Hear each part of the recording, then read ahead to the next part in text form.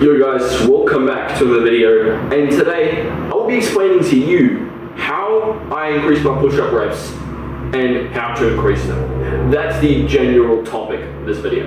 So back in that day 90 video where I was explaining how I got to the results I did during the day 90 challenge, I exposed my training regimen a bit, but I didn't really expose how I actually increased the reps. And just saying, I'll also be telling you guys some other things that I did not use but could be helpful to use. So yeah, let's get started with showing you guys how to increase your push-up reps. I will make a similar series of videos for pull-ups and dips as well as this. So stay tuned for that, guys. But without further ado, let's get into it. Alright guys, so first we're going to be talking about regular push-ups. So this is the main focus of what we're trying to do here. So I will leave an explanation right now as I'm doing push-ups. So what you want to start with is straight back, straight core, and depress your scapula. And then once you depress your scapula, you need to go on into an arrow pose and ascend into the push-up, not T pose. So as you can see right now, I am mostly arrow posing. In fact, it's entirely me arrow posing. And I'm maintaining a good tempo for all reps, and that's what you want out of your push-up. You do not want it to be super uneven, and that should only be when you're at your utmost limit. And as you can see, I am not at my utmost limit here. I could go much longer. Alright, now that I've shown you how to do regular push-ups properly, and you can see that by what I was showing you there, we're going to move on to a bunch of other variations of push-ups. The variations I'll be talking about are pike push-ups, diamond push-ups, wide grip push-ups, and close grip push-ups. And I'm not really going to be talking about handstand push-ups because they're obviously far too advanced, and right now we're focusing only on increasing your push-ups, and that will carry over someday, but at this point I guarantee you guys might not be able to do a handstand push-up yet, let alone any of the other exercises. And in fact, I guarantee you guys may not be able to do a handstand, let alone a handstand push-up. So let's get to those four instead, because I guarantee you guys, you'll probably have a better knowledge of how to do those and get to those rather faster than what I was showing you earlier. So yeah, let's get into it. Alright, so this will be rather short, guys, so make sure to just keep a strong core, strong back, and make sure to T-pose. And this is one very difficult because you have to still try and keep your hands in that position, but hey, you don't necessarily have to do that, just do the reps. Well, with ghost grip push-ups, it's pretty similar, but it's probably going to be much easier because you don't have to worry about putting your hands in a very, very strenuous position, and you can probably do more reps with this, but make sure to keep a strong core and back as well as depress your scapula. So with wide push-ups, it's pretty similar to most of them. In fact, you need to focus on T-posing as much as possible and depressing your scapula at the start of the reps, as well as keeping your back and core straight. That's the only thing you need to worry about. With pike push-ups, just please excuse me for my form, it's just terrible. With this, you need to keep a strong core and back, and you don't necessarily have to worry too much about depressing your scapula because this exercise is a whole other physics to it. In fact, you need to keep your arms going from behind you instead of directly like crow posing like I'm doing. So yeah, that's pretty cool. Well, that was wide push-ups. So yeah, I know it can be quite stressing with all those variations, but trust me, if you engage with them, they will help a lot.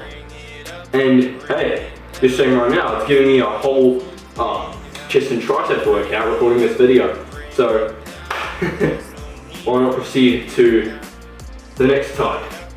And I tricked you when I said I was going to do pike, because we're doing archer before that, and I'll demonstrate.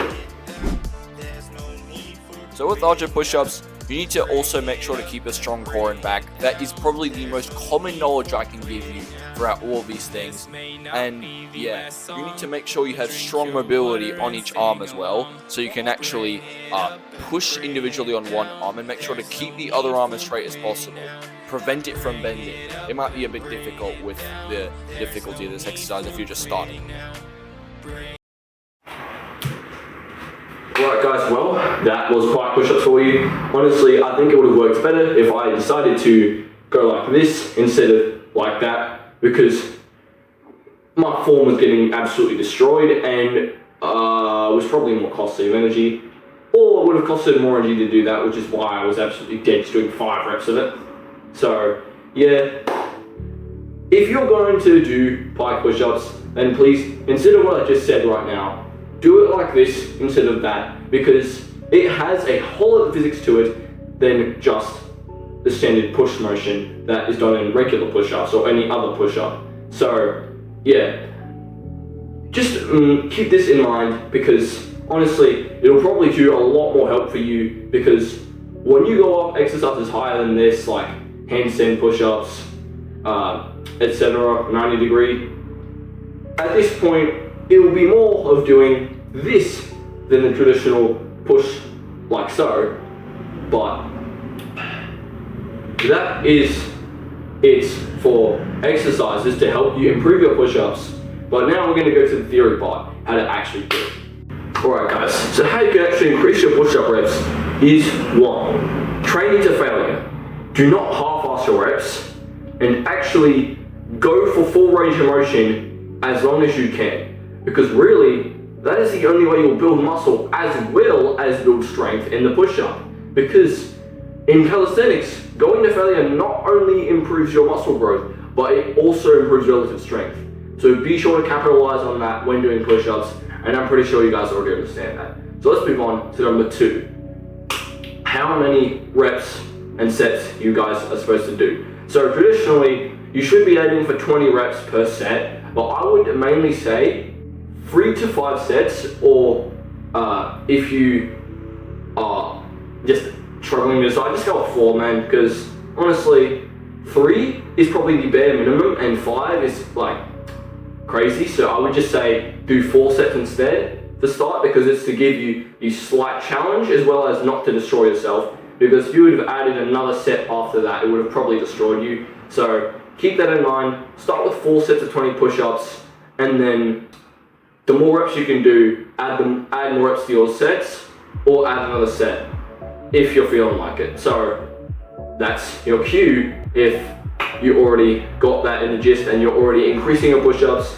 So as I mentioned earlier, add reps or add another set, and that will make you get your push-up level much higher.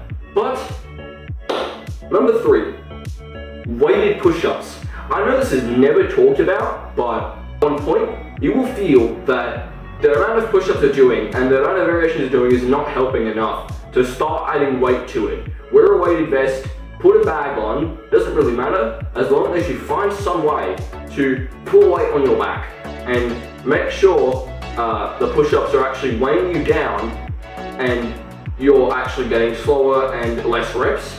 That's a good sign, because once you do those, it can significantly skyrocket your push-up levels. Because if it can do that with pull-ups and dips, I guarantee that's what I could do with push-ups.